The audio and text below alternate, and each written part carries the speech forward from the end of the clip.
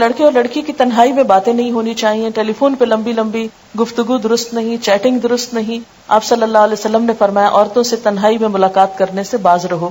پھر اسی طرح ہاتھ ملانا یا خود انگوٹھی پہنانا، یہ باتیں بھی درست نہیں. نبی صلی اللہ علیہ وسلم کا ہاتھ کبھی کسی عورت سے نہیں چھوا تھا. پھر اسی طرح بن سنور کر لڑکے کے ساتھ باہر ڈرائیونگ پہ جانا یا سیر و تفریح کے لیے، یہ بھی درست نہیں. لڑکی کو دیکھ لینا چاہیے اگر لڑکے کی خواہش ہو، اور اس میں یہ ہے کہ تصویر بھی دکھائی جا سکتی ہے اور سامنے بھی دیکھا جا سکتا ہے.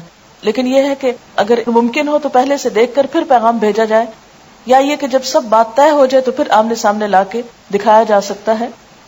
آپ صلی اللہ علیہ وسلم کو حضرت عائشہ کو دکھایا گیا تھا خواب میں. نبی صلی اللہ علیہ وسلم نے فرمایا کہ 4 چیزیں خوش قسمتی کی علامت ہے: نیک بیوی، کھلا گھر، نیک ہمسایہ، اچھی سواری.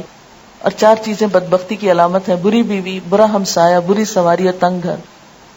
عورت سے 4 چیزوں کے پیش نظر نکاح کیا جاتا ہے: اس کے مال و دولت کی وجہ سے، حسب نسب کی وجہ سے، یا خوبصورتی کی وجہ سے، یا اس کی دینداری کی وجہ سے. اے انسان تیرے ہاتھ خاک آلود ہوں، دیندار عورت سے نکاح کرنے میں کامیابی حاصل کرو.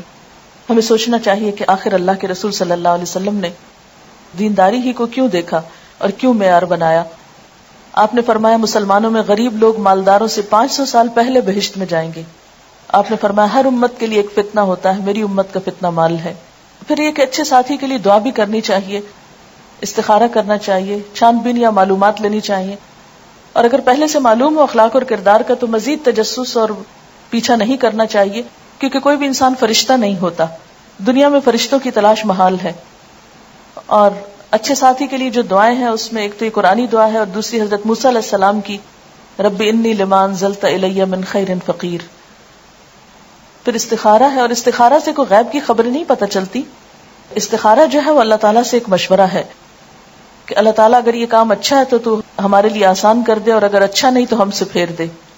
پھر اس میں یہ ہے کہ عموماً جب رشتے کیے جاتے ہیں تو لوگ بہت آرٹیفیشل باتیں کرتے ہیں، جھوٹ سے کام لیتے ہیں، یا یہ کہ لوگوں کے اندر بگاڑ پیدا کرتے ہیں، تو اس سے بھی بچنا چاہیے.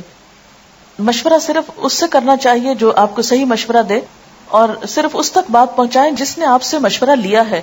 یہ نہیں کہ آپ ارریلیونٹ شخص سے پوچھا، پھر اس نے ایسی باتیں آپ کو بتائیں اور پھر ان باتوں کو کھولنا شروع کر دیا اور رشتہ لیتے لیتے لوگوں کو آپس میں لڑا کے اور فساد ڈال دیا. یہ عموماً جو ہمارے ہاں دیکھا جاتا ہے وہ درست نہیں.